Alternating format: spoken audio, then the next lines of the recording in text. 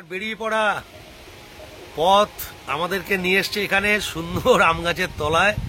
সুন্দর করে মাচা করা রয়েছে, বসে আমরা একটা হাওয়া খাচ্ছি।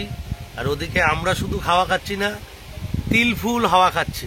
বালিকার তিল ফুলে বসেছে ভ্রমর। তিল গাছ দেখবো আমরা। তার আগে চমৎকার পৃথিবীতে আরো কয়েক মুহূর্ত বাস করার অনুমতি দিয়েছে প্রকৃতি। তার জন্য প্রকৃতির কাছে আমরা নতজানু, খুব আনন্দের মধ্যে আমরা আছি। চলুন একসঙ্গে আজকেও কিছু পথ আমরা একসঙ্গে হাঁটি, কিছু গাছপালা দেখি। তিলের নাড়ু কে জানে না?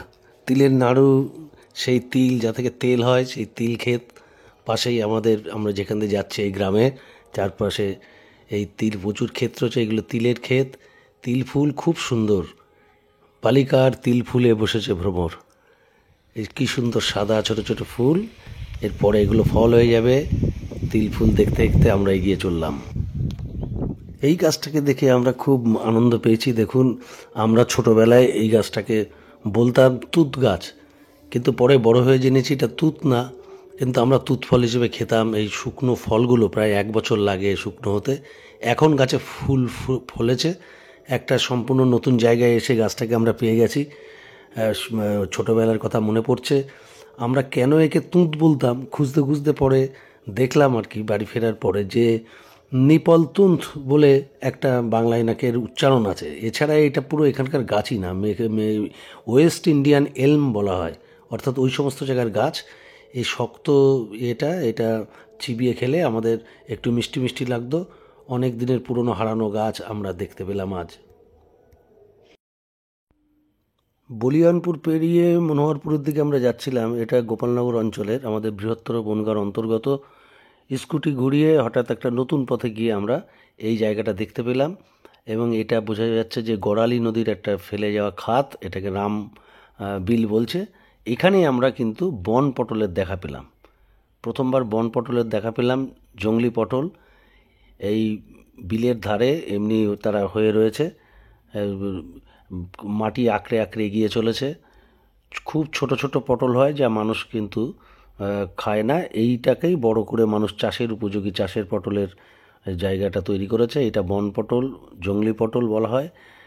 খুব সুন্দর আদি সময়ের, কত বছর আগের এই সমস্ত লতাপাতা যা মানুষের সঙ্গে থেকেছে, মানুষকে আহার জোগাড় করে দিয়েছে। পরে মানুষও তার বুদ্ধি দিয়ে এটাকে একটু বড় আকারের বানিয়ে নিয়েছে, কিন্তু তার আদি রূপগুলো এখন আর দেখা যায় না। বনে জঙ্গলে কখনো কখনো দেখা গেলে খুবই আনন্দ হয়, এবং আমরা অনুভব করি যে একটা অনেক বড় একটা সময়ের মধ্যে আমরা থাকি, যার অতীতটা অনেক বড়, বর্তমানটা আমরা আমাদের জীবদ্দশা অল্প একটু, এবং ভবিষ্যৎটাও অসীমের দিকেই রয়েছে।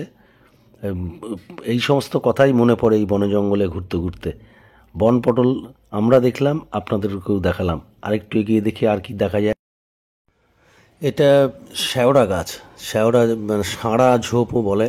বিভূতিভূষণের লেখায় অনেক শেওড়া গাছে কথা আছে, সাঁড়া ঝোপের কথা আছে, কিন্তু প্রকৃতি চর্চায় পদে পদে বিস্ময়। এই শেওড়া গাছে প্রথম আমরা খেয়াল করে দেখলাম ফুল।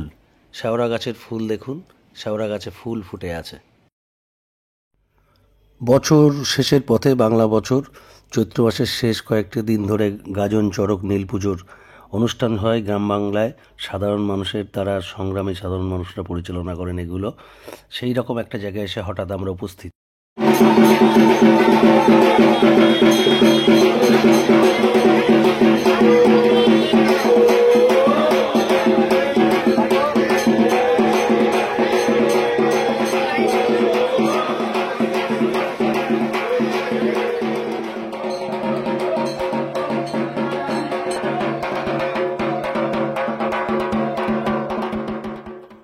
দুর্গাপুজো, ঈদ, বড়দিন বাঙালির বৃহৎ রূপের উৎসব।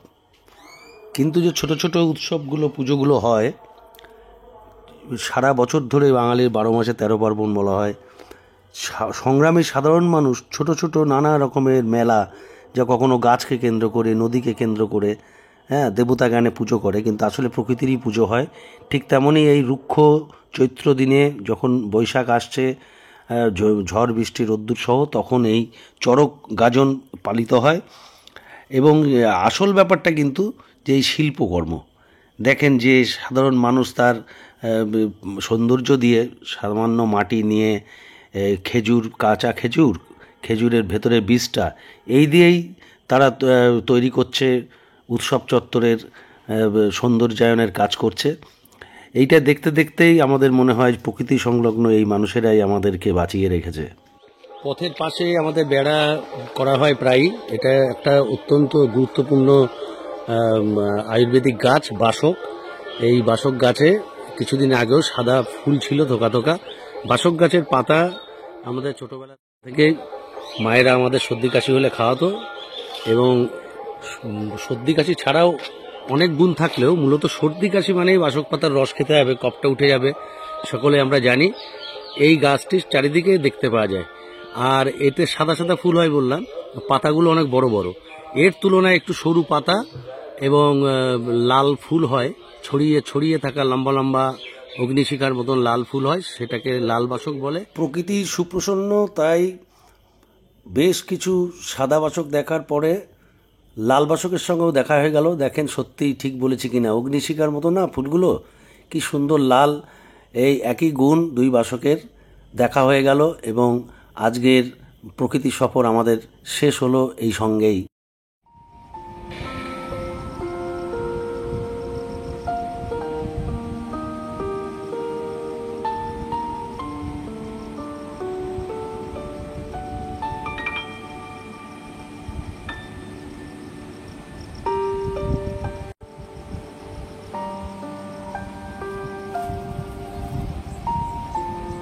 সুস্থ জীবনের জানলা বিভূতি বাংলা।